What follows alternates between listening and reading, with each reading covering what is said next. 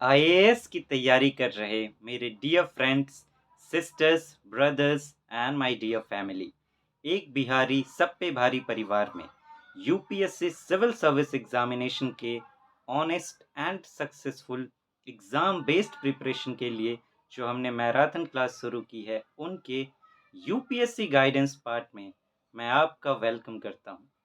Friends, अभी हम लोग क्रिटिकल एनालिसिस स्किल को कैसे डेवलप किया जाए इस पर बातें कर रहे हैं, और इसमें 3 पार्ट पर हम बात कर चुके हैं कि किन किन का क्या क्या रोल होता है आपके इस स्किल को डेवलप करने में। अब आइए 4th पार्ट पर बात करते हैं, जो है ऑब्जर्वेशन एंड प्रैक्टिकल थिंकिंग, कि इनका क्या रोल है, इनकी मदद से कैसे आप इस स्किल को डेवलप कर सकते हैं। सच बताऊं फ्रेंड्स, तो ये जो ऑब्जर्वेशन है कि आप चीज़ों को ध्यान से देखते हैं, चीज़ों को ऑब्जर्व करते हैं, और ये जो प्रैक्टिकल थिंकिंग है कि ये जो रियल वर्ल्ड है, आप रियलिटी के बेस पर सोचते हैं, इमेजिनेटिव सोच नहीं रखते। जो भी चीज़ पढ़ते हैं, देखते हैं, समझते हैं, सुनते हैं, उन सब को प्रैक्टिकली आप देखने की कोशिश करते हैं कि इसमें कितनी प्रैक्टिकैलिटी है, रियल लाइफ में ये किस तरीके से दिखाई देता है, क्या इम्पोर्टेंस है, रियल कितना है, मीन्स रियलिटी के बेस पर उसको एनालाइज करते हैं, जज करते हैं। तो इस तरह की थिंकिंग अगर आपकी है, तो यूँ समझिए कि स्टडी जो आप करते हैं उससे कहीं ज़्यादा रोल इसका होगा आपके इस स्किल को डेवलप करने में। स्टडी से ज़्यादा ये मदद करेंगी आपकी, या मैं यूँ कहूँ कि जब आप स्टडी करेंगे और उस स्टडी को इन चीज़ों से कनेक्ट कर देंगे, तब सही मायने में समझिए कि आपने स्टडी को पूरा किया है, और अब आपका जो स्टडी है वो इस तरीके का बना है कि आप क्रिटिकल एनालिसिस स्किल कर सकते हैं। सच कहूँ तो आप एग्ज़ाम के क्वेश्चन पेपर भी देखेंगे, उसमें जो क्वेश्चंस यूपीएससी पूछता है उसे देखेंगे, तो आप देखेंगे कि वो है तो सब्जेक्ट से रिलेटेड, जो सब्जेक्ट्स आपने पढ़ रखे हैं, लेकिन ऑप्शंस जो यूपीएससी डिज़ाइन करता है, उस डिज़ाइन में जो है आपको इस ऑब्जर्वेशन और प्रैक्टिकल थिंकिंग की झलक मिलेगी। इसके बेस पर कई सारे क्वेश्चंस आप सॉल्व कर सकते हैं, या मैं यूँ कहूँ ज़्यादातर जो क्वेश्चंस मोर देन 90% यूपीएससी पूछता है, उसमें आपको कहीं न कहीं अपने स्टडी और नॉलेज के अलावा इनकी मदद लेनी पड़ेगी, तब जाके आप, चाहे प्रीलिम्स की मैं बात करूँ, सोच पाएँगे, आंसर तक पहुँच पाएँगे, चाहे मैं मेंस की बात करूँ, आंसर का स्ट्रक्चर डिज़ाइन कर पाएँगे, यहाँ तक कि मैं इंटरव्यू की ही बात क्यों ना करूँ, वहाँ आप सही तरीके से अपने आप को प्रेज़ेंट कर पाएँगे, प्रैक्टिकली प्रेज़ेंट कर पाएँगे, जो इंटरव्यू के पैनल मेंबर्स चाहते रहते हैं, उसके लिए भी ये बहुत ज़रूरी है। एक एग्ज़ाम्पल लेकर हम लोग समझने की आज कोशिश करेंगे कि कैसे ये इम्पोर्टेंट है आपके लिए।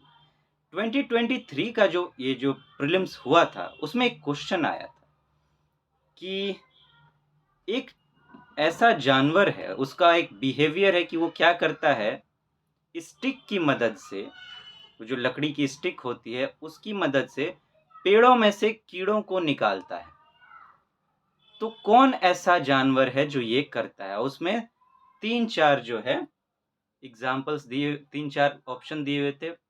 उसमें पहला था फिशिंग कैट, उसको जो जब मैं लिखने की कोशिश करता हूँ, ए फिशिंग कैट, एक ये ऑप्शन दिया गया था। दूसरा ओरंगुटन, तीसरा ऑटर, और डी था स्लॉथ बियर। ये 4 जो हैं ऑप्शन दिए गए थे और पूछा गया था इनमें से कौन ऐसा बिहेव करता है कि लकड़ी से की मदद से, लकड़ी की स्टिक की मदद से, पेड़ों में से या लकड़ियों का जो लॉग बना हुआ होता है उसमें से कीड़ों को निकालता है। तो देखिए, आपको क्या लगता है कि इस तरीके से किसी किताब में लिखा जाता है कि ये जो जानवर, आप इन्वायरमेंट में स्पीसीज के बारे में पढ़ते हैं, लेकिन क्या इस तरीके से पढ़ते हैं? हाँ, ये पढ़ते हैं कि उनका स्टेटस क्या है, एंडेंजर्ड हैं या नहीं हैं, कहाँ पाए जाते हैं, क्या उनका साइज़ होता है, क्या वो खाते हैं, क्या पीते हैं। लेकिन बिहेवियर्स पे, वो भी इस तरीके के बिहेवियर्स पर जल्दी लिखा हुआ आपको नहीं मिलेगा। शायद ही कहीं यूँ कहीं नहीं ही मिलता है। इस तरीके की चीज़ें आप पढ़ते होंगे, न्यूज़पेपर्स या तैयारी करते होंगे, क्या इस तरीके की चीज़ें आप पढ़ते हैं? लेकिन यूपीएससी ने पूछा है, पूछा जानवरों पे भी ही है, लेकिन कैसे पूछ रहा है तो देखिए आपको उसमें दिखाई देगा कि वो जो जानवर जो प्रैक्टिकल लाइफ़ में करते हैं, उससे क्वेश्चन निकाल के लाया है यूपीएससी, वहाँ से स्टेटमेंट फॉर्म कर रहा है। तो आपको प्रैक्टिकल थिंकिंग का रोल देखिए प्रैक्टिकल लाइफ़ से पूछ रहा है तो प्रैक्टिकल थिंकिंग की ज़रूरत पड़ेगी कि नहीं? और इस ऑब्जर्वेशन से ये सॉल्व हो सकता है कि नहीं? जैसे कहते हैं कि लकड़ी से मतलब लक पेड़ों से वो निकाल रहा है कीड़ों को। अब देखिए ऑप्शन ए क्या है फिशिंग कैट। फिशिंग कैट आप बताइए फिशिंग का मतलब एक ऐसा बिल्ली जो फिशिंग करता है, मछली मार के खाता है, मतलब ये पानी में रहता होगा। तो पानी में पेड़ों से कीड़ लकड़ियों से पेड़ों से कीड़ों निकालने का कोई आपको लगता है कि प्रैक्टिकली जो है, पानी में ये बिहेवियर कोई करेगा कि पानी में पेड़ हैं और उसमें से कोई कीड़े निकाल रहा है। पानी में कहाँ से आएँगी ये चीज़ें और कैसे कीड़े निकलेंगे? पूरा तो वहाँ पे क्या कहते हैं पानी भरा हुआ रहेगा। वो कोई सूखे जगह पे होना चाहिए, तभी तो उसको पेड़ के नीचे जो होल रहते हैं उसमें कीड़े रहते हैं तो वहाँ से निकालेंगे। तो उस आधार पर इसको छाँट सकते हैं। हुँ? फिर हमारा रह गया ऑटर। ये देखिए ये ऑटर भी है, ये भी पानी में होता है, ऊदबिलाव जिसको कहते हैं। तो ये भी पानी में रहता है, ये भी मछलियाँ या पानी का कोई जीव खाता होगा। पानी में तो वो बिहेवियर नहीं हो सकता, उस बेस पर ये दोनों भी छँट गए। ये आप प्रैक्टिकली देखिए, ये जो आपने सोचा ये कैसे सोचा? प्रैक्टिकल थिंकिंग के बेस पर। यार प्रैक्टिकली ये नहीं लगता, ये तो नहीं हो सकता कि पानी में इस तरीके का बिहेवियर तो संभव नहीं। स्लॉथ बियर, अब देखिए कि ऑब्जर्वेशन कैसे मदद करेगा। स्लॉथ बियर, भालू, क्या भालू जो इतना बड़ा-बड़ा जीव है, क्या भालू को आपने कभी भी अगर या तो वीडियोज़ में देखा हो या कहीं न कहीं कभी न कभी तो देखा होगा। उसको आपने पेड़-पौधे तोड़कर खाते हुए देखा होगा, वो चीज़ें करते हुए देखा होगा, लेकिन कभी भी उसको आपने कीड़े खाते हुए देखा है? तो ये ऑब्ज़र्वेशन की बात है कि आपने अगर इस तरीके से ऑब्ज़र्व किया है चीज़ों को, तो फिर आप देखिए उसकी मदद से आप इसको भी छाँट देंगे। रहा ओरेंगुटन, ये एक तरीके का बंदर है। इसकी ऑरेंज फर होते हैं, थोड़ा बड़ा किस्म का बंदर होता है, तो इसीलिए इसका ऑरेंज पे ओरेंगुटन नाम है। अब आप कहिए क्या बंदर को आपने स्टिक्स से खेलते देखा है? लकड़ियों से खेलते देखा है? कई गानों में ऐसा होता है, आप रियल लाइफ़ में भी देखेंगे कि बंदर जो ऐसा करते हैं।